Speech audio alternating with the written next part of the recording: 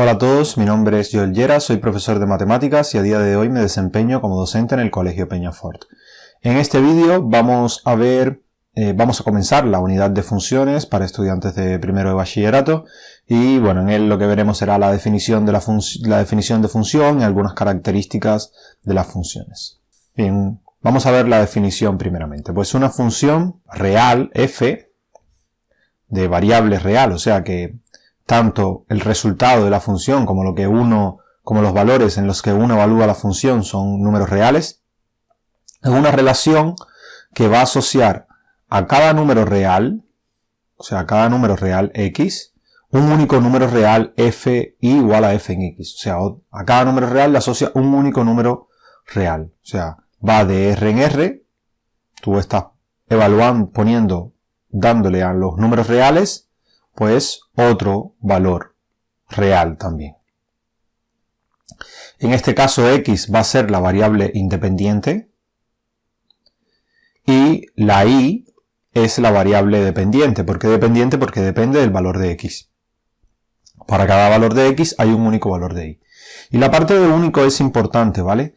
Desde el punto de vista gráfico significa que para cada valor que estemos dándole a las x, la gráfica solamente puede cortar en un valor en el eje Y. O sea, no puede haber dos valores. Aquí, por ejemplo, hay dos, este y este, para este valor de las X. Esto desde el punto de vista gráfico significa que no pueden haber, que cuando tú trazas líneas paralelas al eje Y o perpendiculares al eje X, no pueden haber, esas líneas no pueden cortar a la gráfica de la función en dos puntos, ¿vale? Cada línea no puede cortarla en dos puntos. Las horizontales pueden cortarlas en la cantidad de puntos que sean, pero las verticales no pueden cortarla en dos puntos a la vez. O sea, para que sea una función, para cada valor de las x, tiene que haber un único valor de las y. No puede haber más de uno. Puede que haya valores de las x para los que no haya ningún valor de las y, pero no pueden haber dos, ¿vale? Solamente o ninguno o uno. Vamos a ver un ejemplo. Una lata de refrescos vale 0,75 euros, es una función. La relación entre el número de latas de refrescos que compro y el precio total que tengo que pagar, pues la idea es que para cada lata de refresco que estoy comprando, pues tiene que haber un único precio a pagar. ¿Vale? No puede ser que hayan dos precios a pagar para una misma cantidad de latas de refresco. Si eso sucediese, pues no estaríamos en presencia de una función.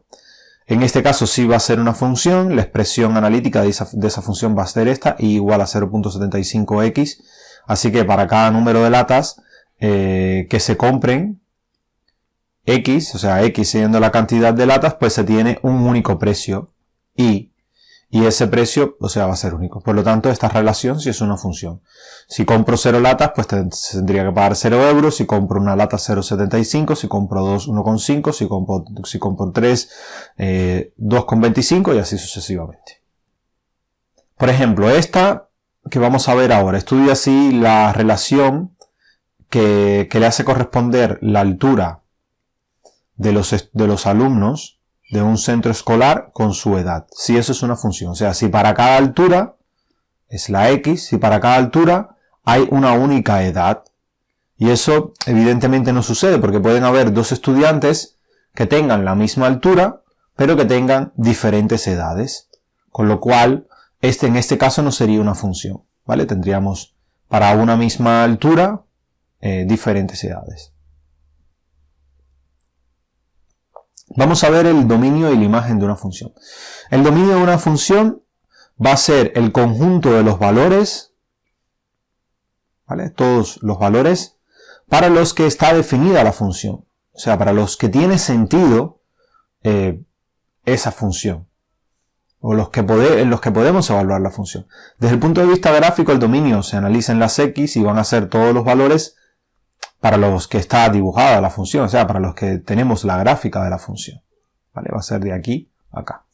Y el recorrido o imagen de la función, yo prefiero llamarle imagen de la función, va a ser el conjunto de valores que toma la función, o sea, los valores en las y que para los cuales hay algún valor de las x tal que f en x es igual a ese valor de las y. O sea, van a ser los y tales que existe un x tal que f en x es igual a y. O sea, todos esos valores pues van a ser el recorrido o la imagen de la función. Todos aquellos que la idea sería buscar en el eje de la y, ¿no? Desde el punto de vista gráfico, todos los valores a los que se llega, por así decirlo. Los que pertenecen a la gráfica de la función. ¿Vale? Algunas funciones conocemos a priori cuáles van a ser sus imágenes y sus dominios. Por ejemplo, las expresiones polinómicas, o sea, del tipo a, x, a n, x a la n, más a n-1, x a la n-1, más así a1x, más a0. O sea, las funciones cuadráticas, cúbicas, las rectas, todas estas, lineales, perdón. Todas estas funciones están definidas para todos los números reales, o sea, su dominio va a ser todo R. ¿Vale? Las expresiones que tienen x en el denominador, o sea, los que hay un cociente y en el denominador ahí está la variable, pues estas no van a estar definidas, o sea, no van a estar definidas cuando el denominador se anula. O sea, si el denominador se hace 0, pues la función no va a estar definida. ¿Por qué? Porque la división por 0 no está definida en las matemáticas. Las raíces de índice par, o sea, aquellas raíces cuadradas, cuartas y demás, solo van a estar definidas para cuando lo que está dentro de la raíz, o sea, el radicando, es positivo o nulo. O sea, si son negativos los radicandos no van a estar definidas. ¿Por qué? Porque la raíz cuadrada de un número negativo, o la raíz cuarta, o la raíz sexta de un número negativo, no tiene una solución real, sino que es compleja, con lo cual no pertenece, o sea, no va a estar el dominio de la función siempre que asumamos que la función es real. Por otra parte, los logaritmos solo están definidos para números reales positivos. O sea, no para números reales que sean negativos, ¿vale? Ni 0. Con lo cual, cuando veamos una función logarítmica para hallar su dominio, pues solamente lo de adentro tiene que ser estrictamente positivo. Las razones trigonométricas, el seno y el coseno, pues van a estar definidas para todos los números reales, pero la tangente y, por ejemplo, la cotangente y demás, pues no van a estar definidas cuando el denominador se anula. En el caso de la tangente, pues cuando el coseno es 0. En el caso de la cotangente, pues cuando el seno es 0. Veamos algunos ejemplos. Esta 3x cuadrado más 2x menos 7. Como esta es una función polinómica, pues va a estar definida para todos los reales, ¿vale? Está definida en R y su dominio va a ser igual R que pertenece R. O sea, dominio de f va a ser igual a todo R. El B, aquí tenemos una función que es un cociente de polinomios, con lo cual por sí solo ellos están definidos en todos los reales. El único problema que puede tener es cuando el denominador se anula. Para ver cuando el denominador se anula, lo que tenemos es que resolver una ecuación, escribir x más 1 igual a 0 y despejar. Y obtenemos que se anula cuando x es igual a menos 1. O sea, en este valor, en x igual a menos 1, la función no se puede evaluar, porque cuando nosotros intentamos evaluar aquí, pues nos aparece un 0 en el denominador y no podemos dividir por 0. Con lo cual, el dominio de esta función va a ser r, que pertenece a los reales, menos el menos 1, o sea, quitando el menos 1. En el C lo que tenemos es una raíz cuadrada, es una raíz de índice par, con lo cual el radicando tiene que ser mayor o igual que 0. Eso significa que x menos 1 tiene que ser mayor o igual que 0, de donde x tiene que ser mayor o igual que 1. Como x tiene que ser mayor o igual que 1, el dominio de la función van a ser justamente eso, los x mayores que iguales que 1. O sea, el intervalo 1 más infinito. Aquí en 1 se pone un corchete porque incluye al 1. En el infinito, como no es un número, pues siempre se pone abierto. La otra función va a ser logaritmo de x más 1. Notemos que el logaritmo habíamos dicho que no estaba definido cuando era 0 o menor que 0, con lo cual lo que está dentro del logaritmo tiene que ser mayor estricto que 0. O sea, x más 1 tiene que ser mayor que 0, x tiene que ser mayor que menos 1, con lo cual el dominio de la función va a ser desde menos 1 hasta más infinito, aquí en menos 1 abierto porque no está incluido en el dominio. O sea, no aparece, no es mayor o igual, sino que es mayor estricto.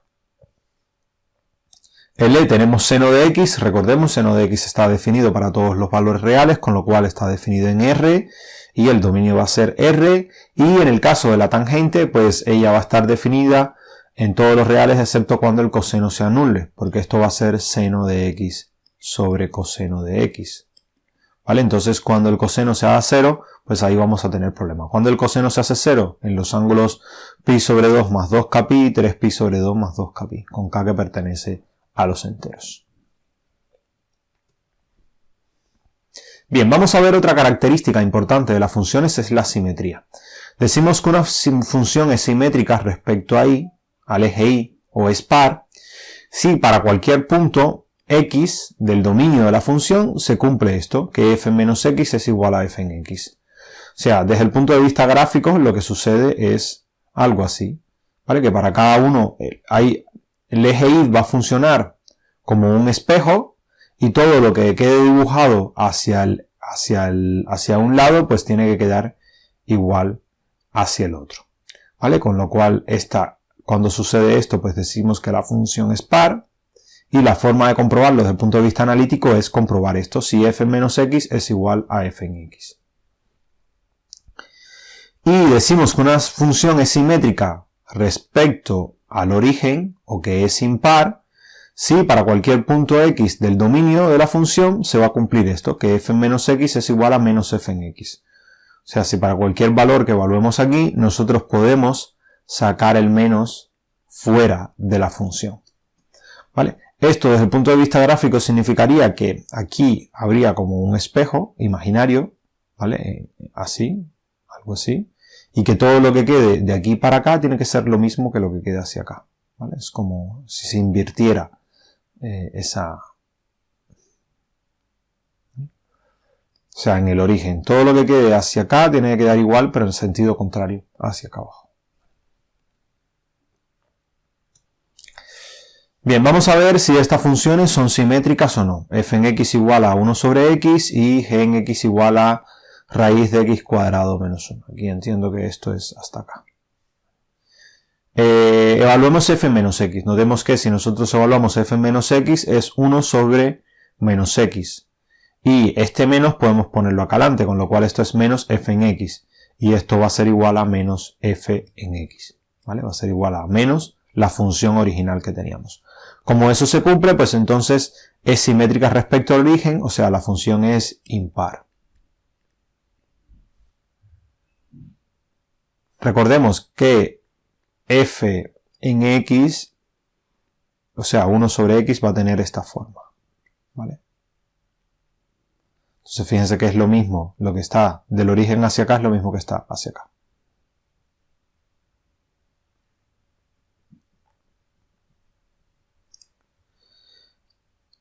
La siguiente sería, está acá, veamos cuánto es g en menos x. Notemos que va a ser raíz cuadrada de menos x al cuadrado menos 1. Como está al cuadrado, el menos este desaparece y nos va a quedar raíz cuadrada de x al cuadrado menos 1, que coincide justamente con g en x, o sea, con la función original. Como coincide con la función original, pues lo que vamos a tener es que g en x es simétrica respecto al eje y, o sea, lo que tenemos es que es una función par. Esta función va a ser algo, casi con seguridad, su dominio van a ser los valores mayores que 1, ¿vale? Mayores o iguales que 1, con lo cual ella va a ser algo así. ¿Vale? Y va a ser, sí, simétrica respecto al eje y. Bien, la última propiedad que veremos hoy va a ser la periodicidad, o sea, ver cuando una función es periódica, con periodo t, con t mayor que 0. Diremos que eso ocurre si la gráfica de la función se repite en intervalos de longitud t. O sea, esencialmente lo que se tiene que cumplir desde el punto de vista analítico es que f en x tiene que ser igual a f en x más t, para todo x. ¿Vale? Que si nosotros nos desplazamos t unidades, la función valga lo mismo, para cualquier punto. O sea, si conocemos su gráfica, esto es algo importante, en un intervalo de longitud t, pues podemos completar la gráfica reproduciendo ese intervalo. Los casos típicos de funciones periódicas son las funciones trigonométricas. ¿Vale? La idea es esta, la conocemos aquí en este intervalo de longitud t y lo que hacemos es reproducir exactamente lo mismo para toda la función. Bien, en esta gráfica, en el intervalo 0,5 de una función de periodo 5, se representa gráficamente la función para cualquier valor de x. Aquí tenemos esto, ¿vale? Y lo que hay que hacer es, a partir de aquí, pues dibujar exactamente la misma función, ¿vale? Fíjense que es exactamente la misma, se va dibujando, se repite este tramo, de aquí a aquí es igual que este, de aquí a acá, ¿vale? Y este tiene que ser igual al que va detrás. Y así sucesivamente se va repitiendo exactamente la misma función.